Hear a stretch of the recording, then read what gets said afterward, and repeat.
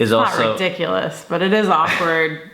It's unusual. And a lot of people would say like, oh, you shouldn't talk about this kind of personal stuff.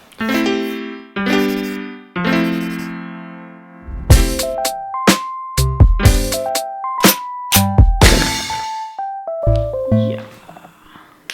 You ready for this? Don't know. Okay, so we figured since we're kind of celebrating our first week back vlogging, why not start with A fight. Why not? the most awkward, ridiculous thing we could talk about, but is also Not ridiculous, but it is awkward. It's unusual. And a lot of people would say like, oh, you shouldn't talk about this kind of personal stuff. But it's the most pertinent thing to our week. This like kind of took over our entire week. Oh yeah. I guess one of the ways that we decide what to make is based upon the type of content we'd like to see. So hopefully this will be helpful for some of you. Okay, let's tell the story. So it was 1 week ago today. There kind of erupted this family discussion around the dinner table. With just one of our kids, but yeah. And I didn't like it. I walked away, for me, kind of feeling ganged up on and attacked and not heard. And me. by you. Yeah. I kind of reacted. Yeah, it's hard to share the story because there's things I know now that I can look back on and pretend like I knew then, but I didn't know this then. Yeah. At the time I thought, oh, this was so painful, this dinner and this conversation. But I actually think it was about a lot more than that I wasn't able to see then. So I started to withdraw and pull back. From me. From you. Or the way that we normally relate. Yes. Which the way we normally relate, there's a lot of touching, there's a lot of checking in. a lot of affection, a lot of Spent a lot of time together. a lot of like, I would say like flirting or romantic, little kind little thingamajigs. And so now it was like, okay, there's none of that. Like, I just couldn't do it. And for a long time, I beat myself up. Because this is a cycle, I don't know if you guys have this, my guess is you do, if you're with someone long term, where... One person usually is more of a withdrawer, I think. But what I was gonna say is this happens all the time. Like, yeah. I don't know if it happens once a month or once every 6 months, but we've been together for about 20 years. And it's like, this is like the 100th time we've been through this. It's the type of thing we same can thing. count on, just like we can count on summer coming next year. Of course, we don't know when it's gonna come. No. I started to withdraw, like subconsciously. I didn't make a decision to do this. It just felt appropriate or safer or easier for me to do. And then that triggers something in you. Yeah. So when he withdraws, or I feel like he's withdrawing, it triggers in me a panic feeling. I feel afraid that I don't I guess that you're gonna leave me, but it's this weird thing because it's like, I know he's not gonna leave me and I know he loves me, but it doesn't matter. Like, it doesn't matter if I know those things. I still feel afraid and I still feel panicky and I feel a lot of anxiety, and it just completely throws me off of me, how I normally am. And we have different like spectrums of this. Like, sometimes it like throws me off, but I'm like, okay, whatever, we'll figure this out. This was not one of those weeks. Like, this week was way more intense for me for some reason, where it really, really threw me off. So I'm like in this moment, and I want to actually graph this out to show people what this might look like. Okay, so you want, purple. Here, you do purple, I'm gonna do red. All right. So we have this like story that we're living, and we're just living life going, And we each have our different like depression type moments and fears and areas of growth. I'm going faster than And you. oh, hang on, I'm catching up.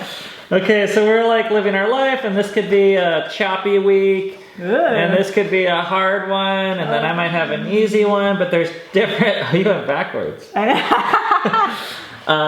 every once in a while, we have this moment where my fears and insecurities and sad moments and Cammie's kind of overlap and collide. And when that happens, okay. This is what happened this week. Do you see that? Okay, zoom in. Some shit hit some fan. It was messy. It was chaotic. It was not fun. It was very hard. And after this happened in this week, I'm like waiting for you to come and apologize or something. Or to like come after me or initiate. Because a lot of times that's usually what happens. Like I usually do come after Ben because it's so painful for me that I want the pain to stop. And sometimes it's a little more nuanced than that. It's painful, but I also just want to like connect again. And this is, yeah. But the son of a bitch is, you're kind of like waiting for me to, like you say these things like stop withdrawing. Oh, right, yeah. Why don't you come apologize to you?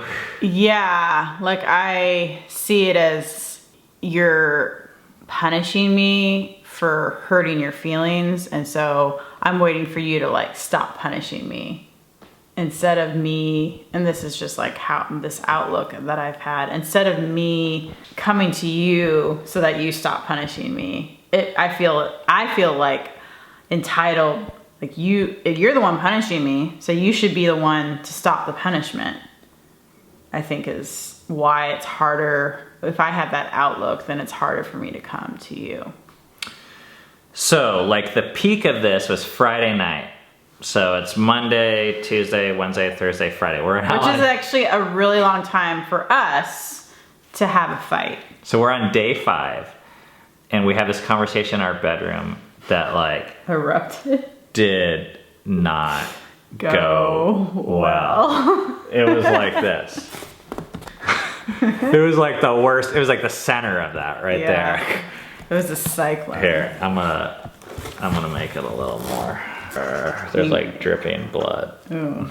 In this moment, things escalated. I felt like you had been thinking about things now for 4 or 5 days that were this kind of world that these facts and angles that I don't want to say I disagreed with, but it was very different from how I was seeing things. And I felt like you had gotten like more and more cemented in those views, in those moments. Mm-hmm. And then by the time we talked, I felt like you were like tossing out these ultimatums that felt very scary and threatening to me. Mm-hmm.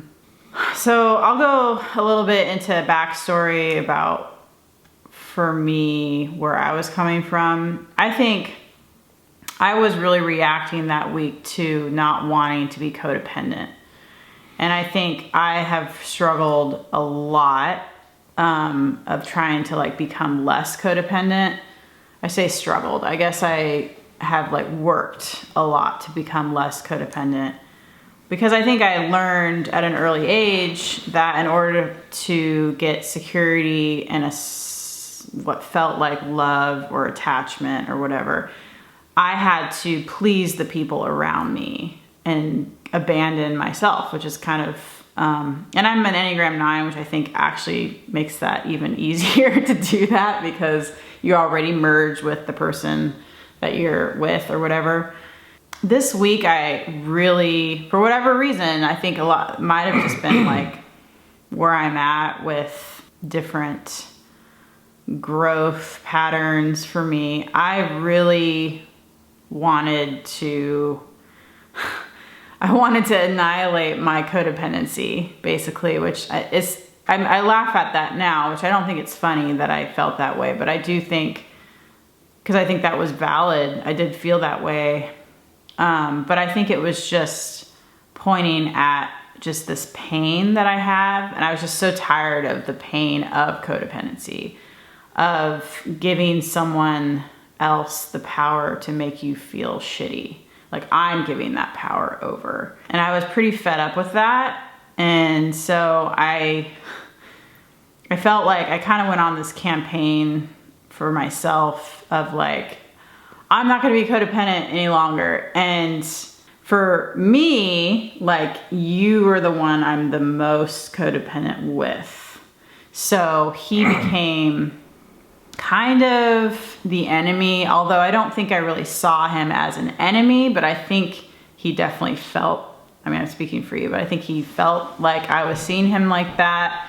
But I do think I was not seeing him as a full person in these moments. I was kind of just, I felt like I had to completely shut that out in order for me to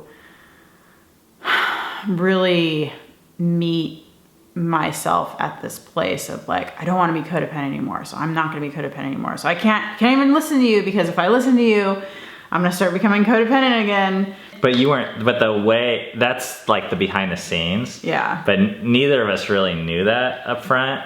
Yeah. So the way it got minimized is like, we're having conversations, or the way it came to the surface, we're having these conversations, and she's like not listening to my side. Yeah. Like I felt like I was being reduced and like ignored and treated like a villain. So everything I said was like run into a wall. And I'm like, so frustrating and painful for me. Yeah. Because I like really want to share my opinion with you and be heard.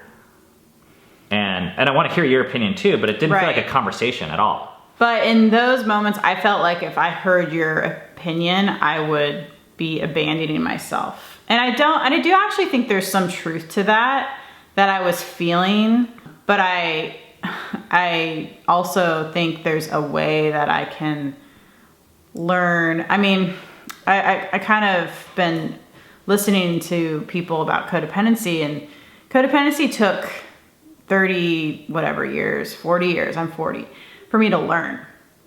I'm not gonna unlearn it in a day, or even a year, or even in 10 years, or even in 20 years. I mean, I think it's actually gonna be a lifelong process. And I definitely, as I look back on our relationship, I see tremendous growth in myself. But I think in this week, I was reacting to something, and it was like really difficult. I had this like feeling of like, no, I am done with this, and you are in my way. Basically, I think that's probably why you felt.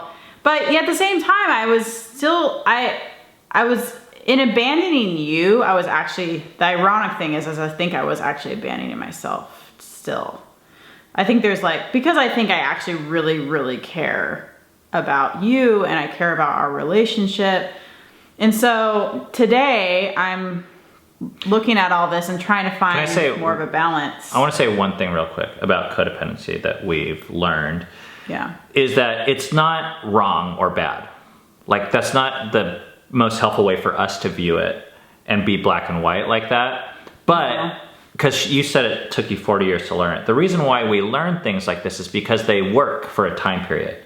Yeah. But especially as a child, like you actually need to do whatever it is in your power to make sure you get your basic human needs met. But just because something worked 30 years ago does not mean that it's the best for us now. So we're constantly trying to learn ways to move on and evolve and grow. Yeah. And not be stuck using the same tool that worked 30 years ago that actually might now become more harmful to us if we continue to use it. So anyways, you were saying. Well, so I think this week I had a like awakened moment, but I think I swung, which is kind of my MO when I feel something really, because I have a hard time having a ton of energy behind things. So when I do feel a ton of energy, I have this tendency to kind of swing to an extreme. And I think this week I did. I swung to this extreme of like, I don't want to be codependent anymore, starting today. And Jeez. yeah, but that was like an intense feeling, and it was coming from decades of pain that so it was hard. That once again, I mean, I know I'm speaking up for myself here a little bit, but I want to clarify. When you're saying you have pain and it's codependency related, it's not helpful to blame the person who the codependency is attached to, because it's actually it's an internal thing of taking your own power back. Oh, absolutely. It doesn't have to do with someone else taking it, even if they're trying to. Codependency is a dynamic, but in order to start healing from codependency, it actually starts with you. It starts with me. Like, if you immediately, when you start blaming another person, I don't think it's gonna actually help you. It's another version of continually giving your power away. Yeah. Okay, so I want to talk about, for me, what started to change on Friday and Saturday is that this decades-long dynamic that I had seen, and we had talked to a therapist about this, we had gotten help from 12-step groups, we've talked to friends about this. I mean, having dealt with this dynamic 100 times, it was so hard, and we read books and we tried to get help, but it just was not going away. And like I said, the narrative for me was that I would have this kind of conflict and then I would withdraw. That's how I saw it. And for some reason, I was talking to a friend and I got a new perspective on that. And that new perspective was this. In our relationship, generally, I bring the majority of the energy and initiation when it comes to romance, physical touch, and I mean, this can be actual sex, but a lot of times probably 99% of the time, it's everything but sex. It's like just connection. Well, and I think I have energy for that, but it'll never match your energy. Your energy is always much, much higher than mine. Well, you're not a corpse. I guess what I'm saying is the way that you painted that was as if I don't have any energy for that, but I don't think that that's true. I think Ben, he brings 110% and I bring 30, and it's like, I mean, it depends, but but I think it therefore feels like I have no energy. Well, I'm not making the value assessment of whether you have energy or not. I'm just saying in terms of initiation in the relationship, you don't initiate most of the time. With romantic type stuff, yeah. Okay, so now that we've established that, I'm fine with that most of the time. Yeah, because it's sort of like how we're wired. Yeah, and she brings the energy in other ways. Yeah. So it's not, I don't think it's an unfair or unmatched relationship. It's just that in this area, that's how it works. Yeah. But then every once in a while, something happens. I think maybe I'm depleting on this energy. It's like I'm sprinting, but then I realize after a while I've been sprinting for a really long time and I'm really tired. And then something sparks it. In this case, it was this fight on Monday where I didn't feel respected. And then I have to ask myself this question, do I want to bring this initiation? And I'm like, no, I don't feel like it. And that's when I realize, my tank is on empty. I feel like I'm on burnout mode. And sometimes that burnout can be a day, sometimes it can be a week. I'm almost waiting for you to initiate, to kind of help fill the tank up, or in a way in my mind, I'm wondering, does she still care about this romantic side of the relationship? And I'm waiting to see. So when you go 5 days without you initiating either, I'm waiting, and I'm ready to wait 10 days. Hell, I'll wait 50 days to see, because nothing's still filling the tank up.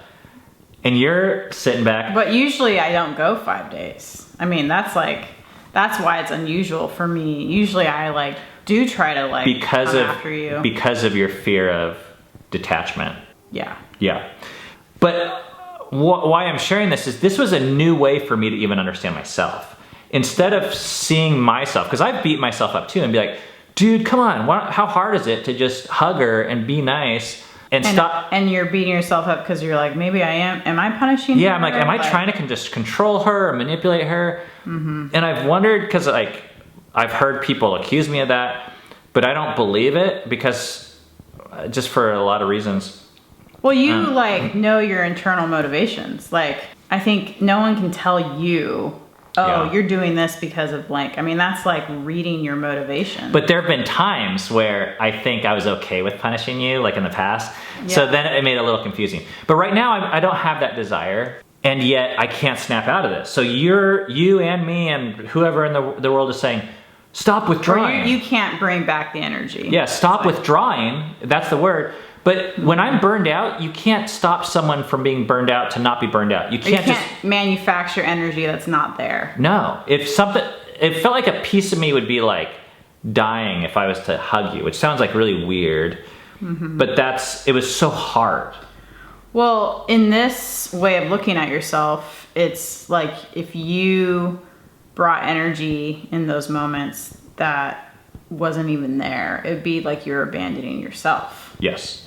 So I wanted to show this graph, and the solutions that we actually came to mapped out here is one, the first step was to understand like kind of ourselves and to be aware of what's going inside of us. Yeah. Cami is dealing with her ups and downs that have to do with her story of trauma based upon attachment and detachment.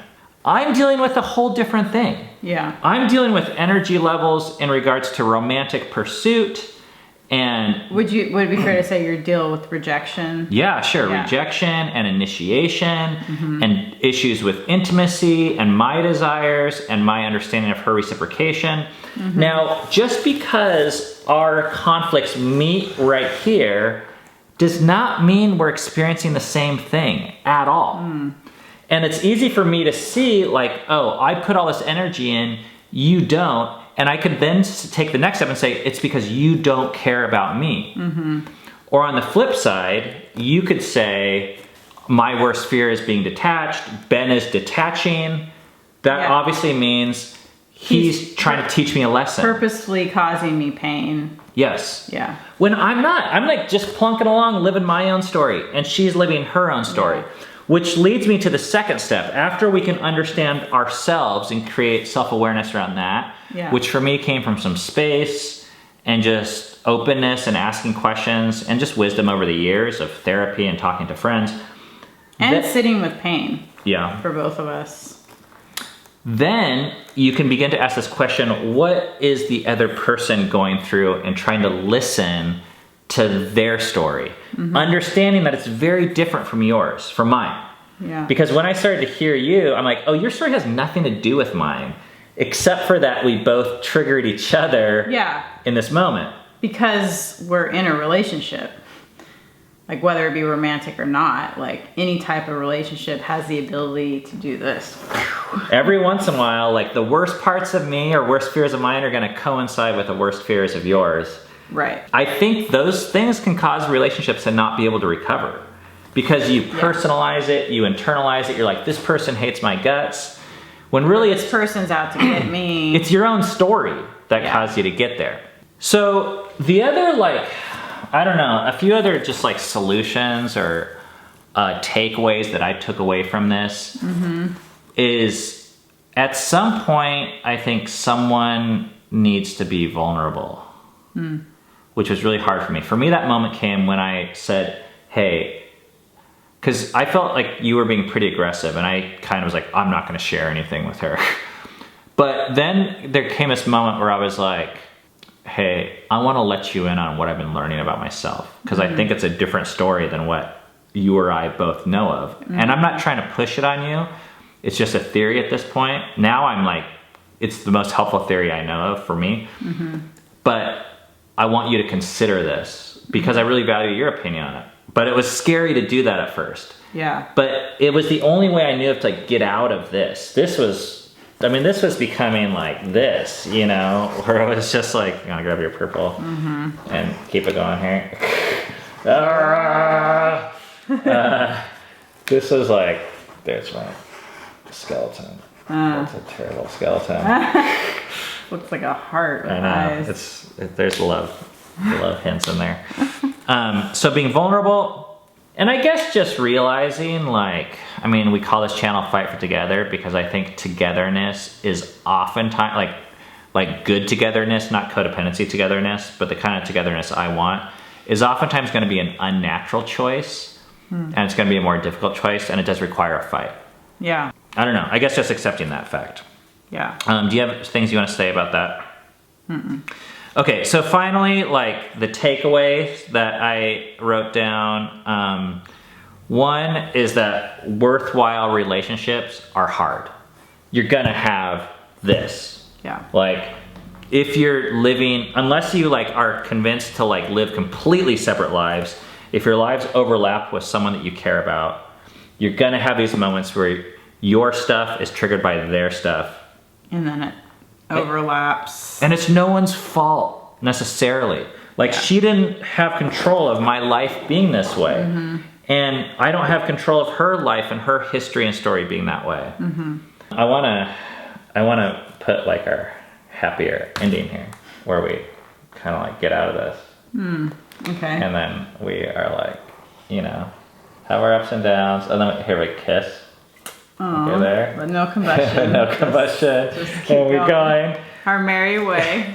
And the other takeaway of what I'm learning is just because you live next to someone for 20 years doesn't mean you know what's going on inside of them, and does not mean that you see the world the same way. And it doesn't even mean you know what's going on inside of you. Like, you're 41 and you discovered a new insight about yourself this week. Which I am actually so excited about, because I think it helps, like, if this helps me understand this moment here, it actually helps me understand a lot of these other moments. And even it changed our day today. Yeah. I was like, hey, I think some of these moments that I have in the morning, like, this is why I do what I do. And if you love each other or care about each other, you can use these types of insights as an asset to like look out for each other and care for each other and let someone else in. Right. Yeah. And now that Ben knows that now that he knows that I want to be less codependent, which I think you kind of already knew that, but probably not to the extent that even I didn't know, to the extent that I want to work on that. We now have language around that where I can say, this interaction is hard for me because I feel like I'm losing myself in this. Is there a way that I don't have to abandon myself, but I can still meet your need? You know, having those types of like conversations, instead of, a lot of it just gets lost internally, and we're not aware of what's really going on. All right, guys, that was our week. And I hope this is helpful for some of you, because fights are normal. Conflict is normal. Codependency is normal. Difficulty in relationships is very normal. And it's less sexy to talk about on YouTube and with our friends, but it's, in my mind, just as important as the happy stuff. Yeah. Makes you feel less like, am I the only one here that has these really hard times? And it's like, you know you're not, but then no one talks about the hard times. So then you really wonder. You wonder if, you are. So hopefully this will help some people not feel that. We're almost done. Finally, I wanted to let you guys in on one of the things we're doing is on Patreon. I'm offering, I think, 4 or 5 monthly coaching sessions to 4 or 5 different people. So it's once a month. It's $100 a month if you want to talk for 1 hour with me on a video chat or phone chat about really anything. The areas that we focus on are family dynamics, hiking, even relational stuff like this. Business, or even ideas towards like planning adventure, or I don't know, unlocking like really more people's internal desires. Finances. Thanks, babes. Yeah, you're I feel good like at you're selling me. I'm trying. So you can check that out if that's something that interests you. Also, leave a comment below on, do you relate more to Cammie or more to Ben in our relationship Are you conflict? purple or red? in our conflict struggle style. No better answer. No. It's just different ways that people Or are function. you like yellow? Are you like Yes. not even on there at all? That you Wow. Because there's different. Yeah, there's all Wow. different kinds of shades. All right, guys. Thanks for listening. Yeah. We'll see you next time.